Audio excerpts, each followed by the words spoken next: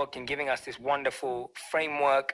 And let me talk you through it. Some of you may be wondering, Jay, I don't even know what the 5 love languages are, and that's absolutely fine. Or you've heard this concept before, but you don't know in depth. So let me explain the 5 love languages to you. What love languages mean is that there is a certain type of communication, gift, connection that actually resonates with us deeper, that resonates with each of us more meaningfully. So we all know that there are lots of different ways of receiving love, but there are particular ways of receiving love that we prioritize unconsciously or consciously as more or less important. Now, the 5 love languages, as outlined by Gary Chapman, are words of affirmation being the first. Now, what words of affirmation means is that some of us like to be acknowledged, recognized, and told what we're doing right. We want to be appreciated. We want to receive words of gratitude, words of affirmation, affirming, encouraging, right? Being really conscious and being active in our words of praise and recognition is really, really important to some of us. Now, the key here is that, of course, it should be specific. Of course, it should be genuine. Of course, it needs to be truthful and real. But for some of us, words of affirmation is our love language. So it's something to think about. And words, remember, can be in any form. It can be a text, it can be spoken, it can be a card, it can be a letter, it can be a voice note, it can be a FaceTime call. There are many different ways in which words of affirmation can take the form of a medium. Now, the second love language is physical touch. This is any sort of communication that's nonverbal. It could be a loving embrace, a hug, a kiss on the forehead. This is not referring to just sexual touch. This is talking about comforting touch, confidence touch, being able to hold hands, right? It's the ability to maybe take an intimate moment, beginning or the end of the day. It's so much more. And physical touch, one of the things that misses out now is that so many people are not even hugging each other. And we all know the power of hugging, especially long hugs, hugs that are 8 to 10 seconds or over, are better for our health, better for our well-being. And so many of us actually feel the most loved when we're hugged, when we're embraced, when we're cared for physically, right? That's what physical touch is. So that's the second love language. The third love language is receiving gifts. So this means small gifts, big gifts, surprises. It could be a thing. It could be an experience, right? A gift can mean many different things. And understanding what a gift means to your partner is really, really important. The fourth is quality time. It is what it is. I mean, we all know what quality time is. The undisrupted, not full of distractions way of giving your attention to someone in a one-to-one conversation, creating a space where you can truly connect, free of anything that's taking away your focus, feeling like you are just with that person and that nothing is more important, actively listening, proactively engaging, eye contact, right? Quality time. And the fifth and final love language, as Gary Chapman calls it, is acts of service.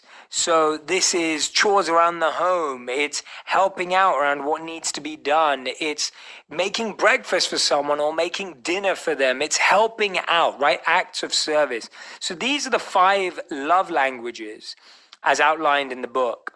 Now, the reason why this is so powerful and so important, no matter if you think this is basic or you've heard it before, I promise you there is more in this episode to actually uncover and dive deep into each and every single one of these love languages.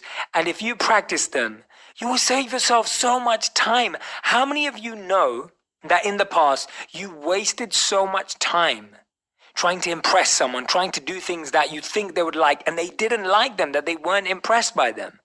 Right? How many of you have wasted so much money? You will save money if you practice what I'm about to share in this podcast.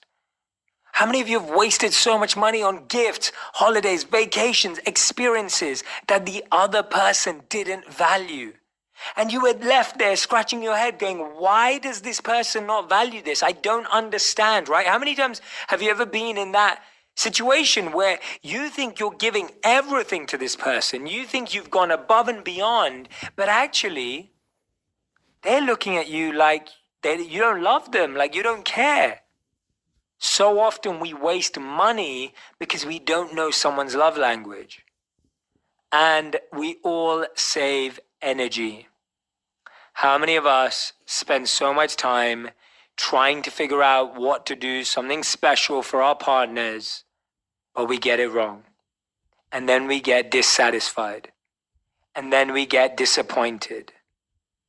And then we get disheartened. You may be wondering, like you may say, well, people should just be grateful for what they get. And it is true. It is beautiful to be grateful for any love we receive in any form, in any language.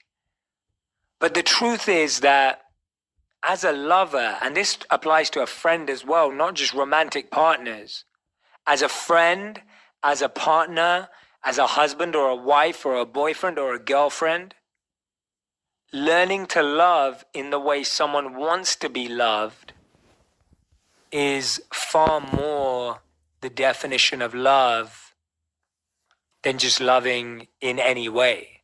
So while it's true that people should be grateful for whatever type of love they receive in life, we should also realize, as someone who is giving love, real love is figuring out how someone wants to be loved, right? Real love is figuring out how someone wants to be loved and love them in that way, not just any way. In the same way as when we say things like, you should know me, right? Like, how do you not know me? How do you not know what I want? That's a desire to be understood. And these 5 love languages make it simpler. So I'm going to share these 6 steps with you today on how to actually understand, how to process, practically apply. I want to share some stories from my own life, mistakes I've made, things I've got right and wrong. And hopefully these will help you actually process them in your own life. So before you understand their love language, you have to understand yours. And this is one of the biggest mistakes sometimes we make. We try and understand and learn someone else's language without actually understanding our own deeply. And the reason for this is if you don't do the deep work to understand yours, you won't realize the value of knowing. You won't realize how deep it is and how important and significant it is. And you may not be able to help the other person uncover what theirs is if they're new to this concept, or if it sounds a bit alien or woo-woo to them. You want to help them realize that it's so much more deeper than that. The first step, before you understand their love language, you have to understand your love language.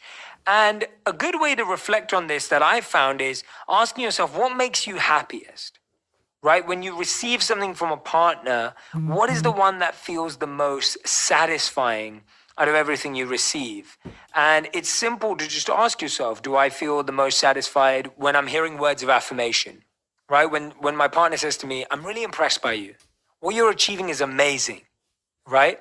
Is that when you feel most satisfied, comforted, enthusiastic? Is it physical touch?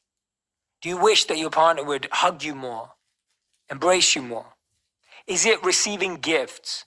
Is it that when you get a surprise gift, or you get a big gesture or a small gesture, or someone brings home something on their way home from work, is that what makes you feel like you're falling in love all over again? Or is it genuinely quality time? Or is it acts of service? Now, you may be sitting there going, Jay, it's all of them, right? I want all of them. Well, see, that means that we lack some self-awareness. Because if it's all of them, right, it is all of them in some cases. But the truth is, the way to really apply it is to put them in a priority order. So of course we like all of them. I like all of them too. But we have a priority order which we want to figure out. Now, one of the things Gary Chapman says that he talks about is, what is it that when your partner does it, or doesn't do it, that it causes you some pain? Like, for example, when they miss your birthday, when they miss an anniversary, when they don't congratulate you on something, or when they don't embrace you, right? Which one causes you pain? So just as I asked you to focus on what brings you joy, ask yourself, what causes you pain, right? Or what is missing from your relationship. That can also help you understand your love language, right? What are you missing in that relationship? What connection are you lacking? What do you see yourself wanting? And sometimes it's not the one that we actually say to the person.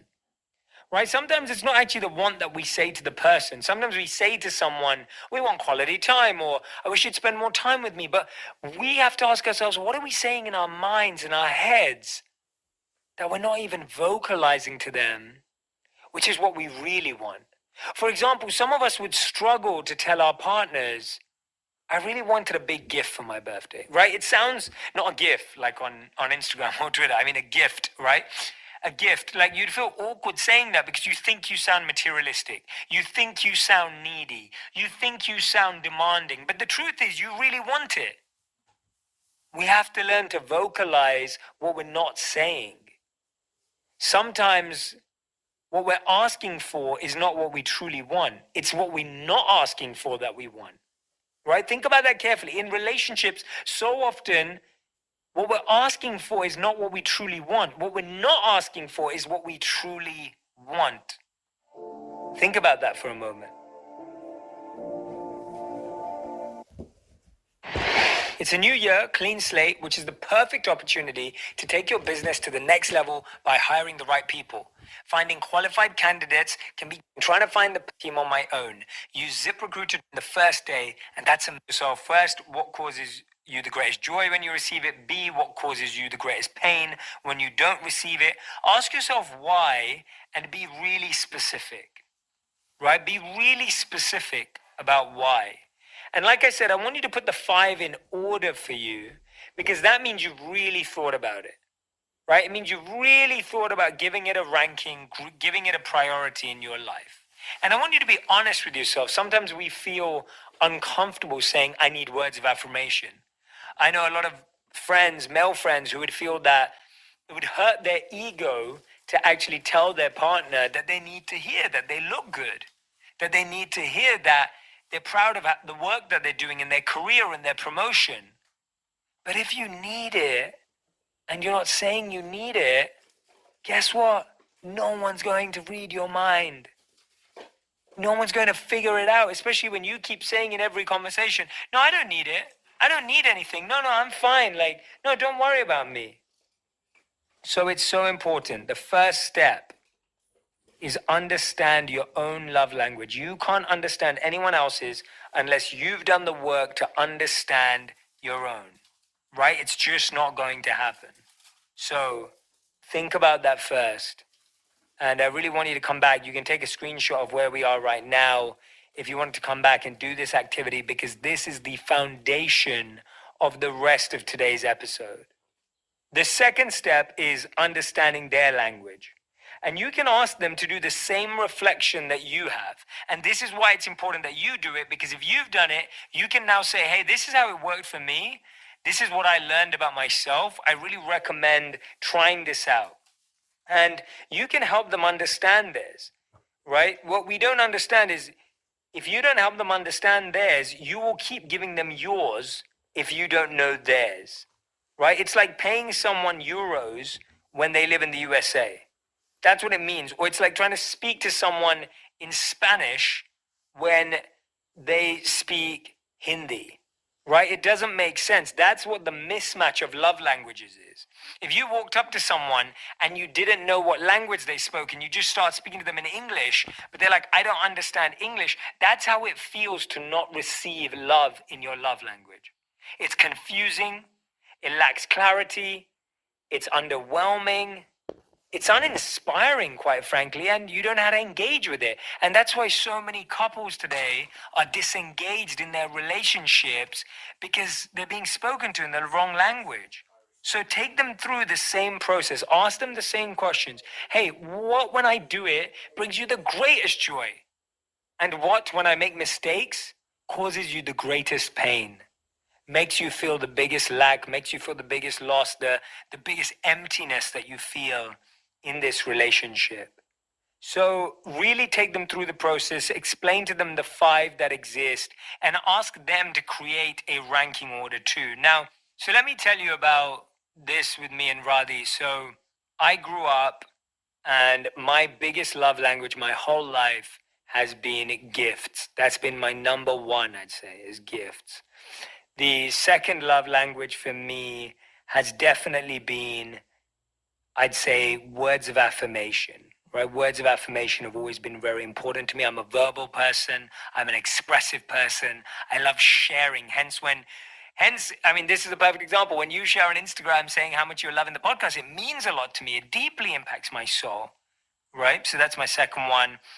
The third one I'd say that I feel the most love from is probably quality time. The fourth one is physical touch, and the fifth is active service. So when I first met Radhi, I assumed that everyone loved or wanted to be loved in the same way I do.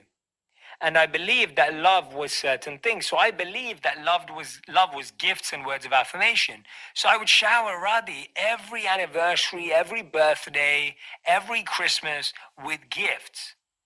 And she'd never really quite love them or get excited. Sometimes she'd give them back. Sometimes she'd be underwhelmed by them. Like she would be grateful. She'd always be grateful and she'd always be happy. But I could tell she wasn't joyful. And I'd be wondering, I'd be like, what do you mean I spent so much money? I made so much preparation. I tried so hard. And I was like, there's something wrong here. And I would think she was wrong. I would think she's not grateful and she doesn't care. And then I would always give her words of affirmation, and they mean a lot to her. They're definitely important to her. And I could see that they were important to her. But also on my birthdays and etc., or the way back, she wouldn't give me gifts. So she'd cook for me, she'd make incredible meals for me, and she'd spend quality time with me. And as I said to you, they were lower down on my priority. So again, I felt unloved. I actually felt unloved, and so often we can overamplify the issue. Until I realized that I was giving her what I wanted. Right? So that's step 2. Step 3, this one's so powerful. So many of our love languages are based on parental impact. Listen to this carefully. Our love languages, this is my personal reflection and what I've realized from trying to apply this. So many of our love languages are based on how our parents loved us or didn't love us. What our parents gave us either has become our priority, or what they didn't give us has become our priority. So for example, my mother would always make sure that she'd save up and buy me the one gift that I wanted in a year. And therefore my love language became gifts. That was very important. And in Radhi's home, they would always spend quality time together and acts of service. They'd cook together, they'd travel, some sort of quality time. And so that became hers. So for so many of us, parental impact is the foundation of what we expect from our partners. What our parents did or didn't give us is what we expect from our partners. We're trying to use our partners to fill a void or to continue an experience that our parents created. And we have to look at that from the perspective of gaining a set of context, a higher view of why we function the way we function. And we also have to look at the negatives of that. How much are we demanding of our partners because we didn't receive it from our parents? And how much of it can we start giving back to ourselves? And I'm going to quote an earlier episode that I did at the end of last year called The 6 Reasons We Need to Learn to Develop the Emotional Skills Our Parents Didn't Have. If you haven't heard that episode, I highly recommend going back and listen to it. But that's the third step.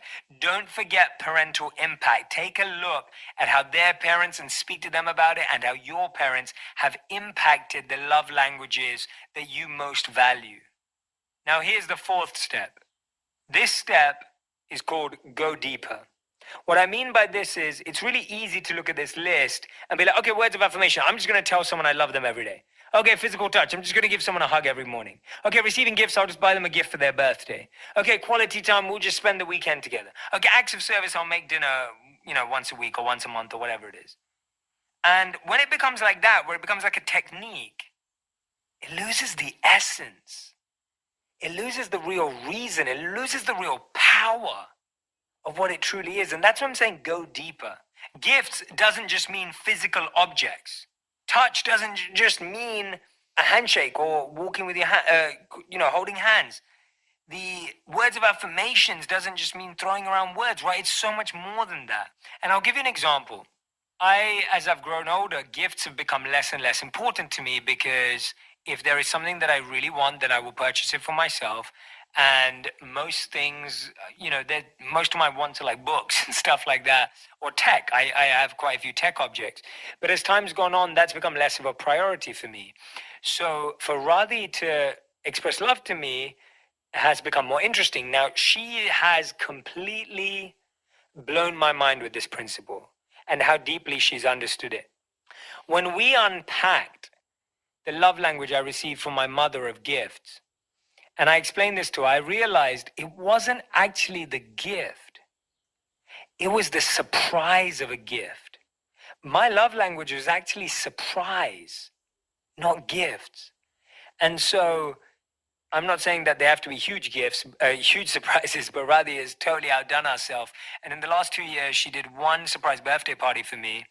And she also did one surprise party for me for my event that I did in LA last year. Now, let me give you context of the birthday party. I was told by my manager that we were going for a networking event. I really wasn't looking forward to it. I was pretty tired. And I go and I end up at this home thinking that we're going to go to this networking event. And it happens to be my birthday party with all of my closest friends in LA. Loads of amazing people turned up and I'm so grateful. Same thing. I think I'm coming home from my event and I'm just going to be with her and she's surprising me again. Now, what I'm saying here is it's not about the grandness of the gesture. It's about the depth of understanding. Gifts could be really surprise. Words of affirmation could be specific and congratulatory, and it could be better as a written letter. It could be better as a card. It could be better spoken. It could be better as a voice note. It's important to understand the difference. Quality time could be an experience. It could mean rest. It could mean a conversation. And acts of service may even just be offering to help, not even actually doing anything. So it's really important that each and every one of us take this step to go deeper on each of these affirmations. It's so easy to just try and practice them superficially that even that will not create the bond that we all truly want in our relationships. There's simply nothing more important than quality sleep. Most of the time, we're so focused on our goals, tasks, and daily grind, we forget to prioritize our rest. I'm guilty of this and had to slow down and make sure I was doing all I could to maximize my rest. One important factor in sleep is what you sleep on. I slept on the same mattress for years and thought it was sufficient. It wasn't until I received a new bed from Helix Sleep that I knew to complete and match my body type and sleep preferences mattress of 2019 and 2020 by GQ and Wired magazine. I took the quiz and I was matched with the Midnight Luxe mattress because I wanted something with a medium feel. Not too firm, not too soft. It also has a breathable cover and hybrid design to increase airflow to keep the mattress cooler. This is important because I don't enjoy waking up too hot or sweaty. I just ordered it, so I'll keep you updated. In the meantime, if you're looking for a mattress, check out helixsleep.com/on-purpose. Take their 2-minute sleep quiz and they'll match you to a customized mattress that will give you the best sleep of your life. They have a 10-year warranty and you get to try it out for 100 nights risk-free. They'll even pick it up for you if you don't love it, but you will. What do you have to lose? Nothing. Don't put off great sleep. Helix is offering up to $200 off all mattress orders for our listeners at helixsleep.com/on-purpose. That's helixsleep.com/on-purpose for up to $200 off. Now, the fifth step. This is a huge one. Let's just come out from a conversation I was having with a friend on the weekend. And we were talking about just how our partners are not demanding. They're not always asking for stuff. They're not high maintenance. They don't want things all the time. But I made this point that was a real game changer for me. That someone may not demand something, but that doesn't mean they don't have a need or a want. And the way I'd love to explain this in simplicity is don't confuse apathy for simplicity. Being okay isn't being happy. Being okay isn't joyful. Being okay doesn't build a bond. So your partner may be okay with not having their love language. They may be fine. They may be neutral. But guess what? Okay, fine, and neutral are not exciting. They're not passionate, and they're not full of love. If you want an okay, fine, and average, neutral, mediocre relationship, then you can continue to do nothing about what I'm saying. And you'll be like, well, my partner doesn't need anything. She or he is fine. They don't really ask for anything. They're happy. They're satisfied. They're content already. When you live that way, you're confusing their apathy for simplicity. I'll give an example. I'm fine, for a weekend if we didn't do anything. But I love experiences. So I'm fine if we stay at home on the weekend. But if we go cycling or we go for a walk on the beach, I'm happier. It's a preference. And that's the point. I'm not unhappy if we don't go, but I am happier if we do go. Notice the difference. People don't have to be unhappy for you to learn their love language, because it's all about how much can we increase joy and increase happiness rather than how much can we decrease pain. Right? Sometimes we get so lost in our relationships about decreasing pain or saying, oh, there is no pain, but is there joy is the question. Is there happiness is the question that you really should be asking. So I may be okay with no travel or no dinners, but I'd be happier with them. And remember, this is not about a financial ability. This is all about experiences, love, and what is possible. And the sixth and final step is things don't replace love languages. Gifts, money, showing off, random travel, none of this can be a substitute for deeply understanding the love language of your partner. If you think you can use any of these things as a cover-up, you're in for a treat of realizing it doesn't work. And often we can waste time, money, and energy thinking that we can patch things up because of this incredible lifestyle we live or incredible thing that we do. And it doesn't work like that. It really doesn't work like that. Don't take these lightly. Don't underestimate the power of these love languages, and don't underestimate the power of these 6 steps that I've shared today. The first one is understand yours. The second is understand theirs and help them understand theirs. Remember, it may be a process to get them there. They may not know how to unpack it. You have to be patient and support them. Number 3, don't underestimate parental impact and make sure you discuss that. 4, go deeper. Don't just accept them at surface level. Number 5, don't confuse being okay with being happy and joyful. And number 6, don't try and substitute this with anything financial, material, or anything like that sort, because it won't work. These are the 6 steps on how to understand your partner's love language and improve your communication radically. I can't wait for you to start implementing these. Make sure you share what you learned from today's episode, what's going to stay with you, what you're going to practice, and what you're going to experiment with. Make sure you leave a review and subscribe to the podcast. I can't wait to hear your feedback on this one. I hope this one helped. I hope you appreciate it. So much love. Thank you for listening to On Purpose. I'm so grateful. I'll see you again next week.